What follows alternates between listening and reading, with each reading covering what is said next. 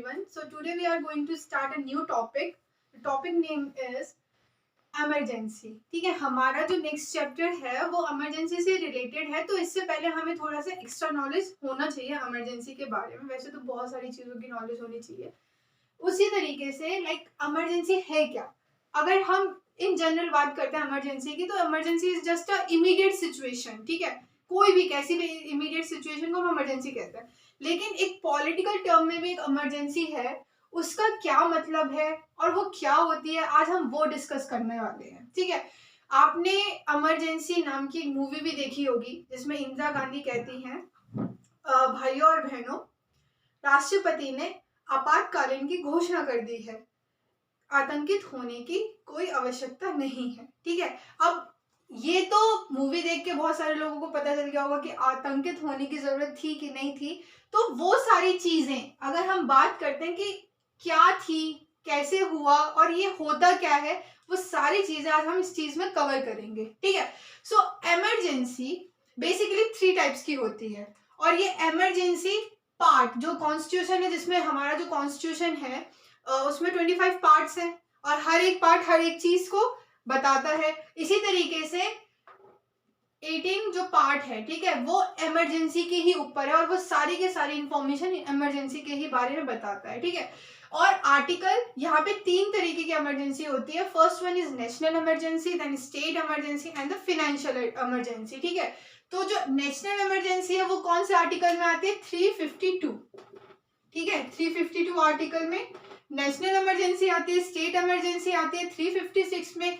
Financial emergency जो आती है वो 360 आर्टिकल में आती है. ठीक है, और ये डिक्लेयर कौन करता है? Who impose the emergency? तो प्रेसिडेंट इम्पोज द इमरजेंसी. ठीक है, इसके अलावा अब हम एक एक करके इन तीनों इमरजेंसियों को समझेंगे कि किस में क्या बेसिस चाहिए होते हैं, किस सिचुएशन पे कौन सी इमरजेंसी लगाई जाती है. ठीक है,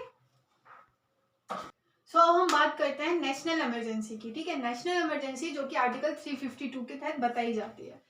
इसके क्या बेसिस होते हैं? On what basis national emergency declare?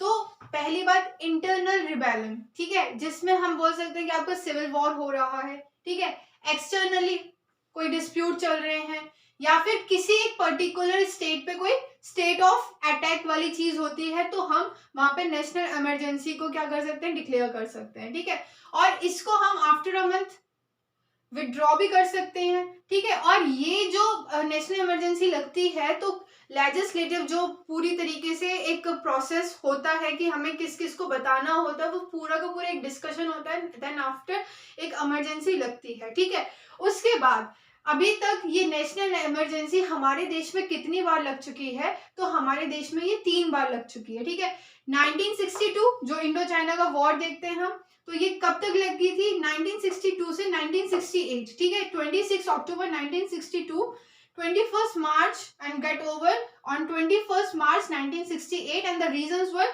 Indo China war. ठीक है, तो यहाँ पे हम ये कह सकते हैं कि एक्सटर्नल इंस्टीट्यूशन आ गया. ठीक है, या फिर हम स्टेट ऑफ अटैक भी कह सकते हैं कि हमारा एक पर्टिकुलर जो पार्ट था वो under the state of attack था. ठीक है, उसके बाद सेकेंड लगती है 1971 में 3 दिसंबर से लगती है 17 दिसंबर तक. ठीक है, और वो क्यों? Because of Bangladesh crisis. ठीक है, उसके बाद जो ये वाली थर्ड वन जो इंटरनल जो ये नेशनल इमरजेंसी है, ये बड़ी ही कंटेंजेंशियस है. क्यों? 1975 से 1977 तक लॉन्गेस्ट वाली इमरजेंसी लगी, और इसका जो बेसिस आपको बताया गया वो इंदिरा गांधी के द्वारा बताया गया. There is a political instability in the country. ठीक है, और ये बहुत ज्यादा सडन थी. यहाँ पे कोई प्रोसेस फॉलो नहीं किया गया जैसे किया जाता है. तो ये एक कंट्रोवर्शियल हम बोल सकते हैं सिचुएशन थी. बहुत सारी डिस्कशंस हुई और इसके ऊपर ही हम एक चैप्टर करेंगे जो आज रात तक वीडियो आ जाएगी. यही है हमारा मेन चैप्टर, जिसके बारे में हम पढ़ेंगे कि व्हाट वर द रीजंस. ठीक है, और इसके बाद के क्या रिजल्ट आउट से क्या क्या कॉन्सिक्वेंसेस थे. तो whole things we are covering in that chapter, so stay tune for that. And after that we are going to second emergency, which is your state emergency. okay, वहां पे हम देखते हैं. now next we have state emergency. ठीक है, state मतलब एक particular state में लगना, नेशनल मतलब पूरे ऑल ओवर द कंट्री, ठीक है। अब हम स्टेट की अगर हम बात करते हैं तो उसके क्या बेसिस होने चाहिए, उसके दो बेसिस होते हैं। पहला, या तो गवर्नर प्रेसिडेंट को ये बोले, सजेस्ट करे कि नहीं हमारे यहाँ का जो पर्टिकुलर स्टेट का जो पॉलिटिकल मैकेनिज्म है वो खराब हो चुका है और आप इमरजेंसी लगा दीजिए, तो लग सकते हैं, मतलब on the behalf of the advice of governor, ठीक है। सेकेंड, प्रेसिडेंट खुद ही ऑब्जर्व करता है कि एक पर्टिकुलर स्टेट की जो मैकेनिज्म है या फिर ब्यूरोक्रेसी है, कुछ भी है, वो अच्छे से काम नहीं कर रही है, तो फिर प्रेसिडेंट स्टेट इमरजेंसी लगा सकता है।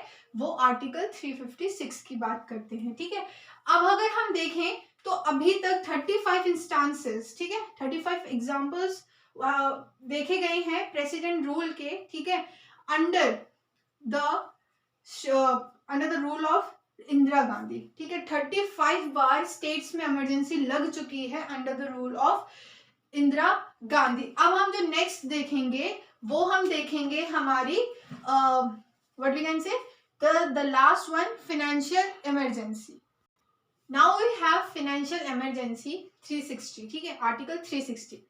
इसका क्या बेसिस होता है, अगर प्रेसिडेंट को लगता है कि there is a unstable economy, ठीक है, तो हम उसके बेसिस पे क्या क्या लगा सकते हैं, फाइनेंशियल इमरजेंसी लगा सकते हैं। So after discussing all three emergency, ठीक है, जो कि नेशनल इमरजेंसी एक इम्पॉर्टेंट चीज यहाँ पे एड ऑन होती है आफ्टर दी 1975 इमरजेंसी, ठीक है, जो हमारी नेशनल इमरजेंसी में आती है।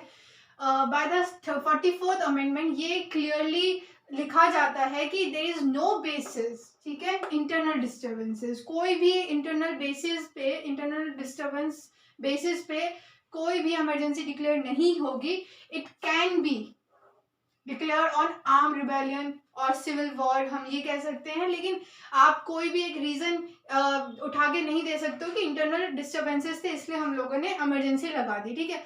और before declaring the emergency there has to be communication between the cabinets, क्योंकि अभी जो आज रात को जो वीडियो आने वाली है वो पूरी की पूरी इमरजेंसी के ही ऊपर है और आपको उसमें अच्छे से पता चल जाएगा कि क्या क्या चीजें हुई थी जिससे ये सारी चीजें आई। So just stay tune for the video, और इतना एक जनरल कॉन्सेप्ट था वीडियो, आप वो देखना और आपको बहुत अच्छे से क्लियर हो जाएगा। So thank you so much for that and will try to get back soon.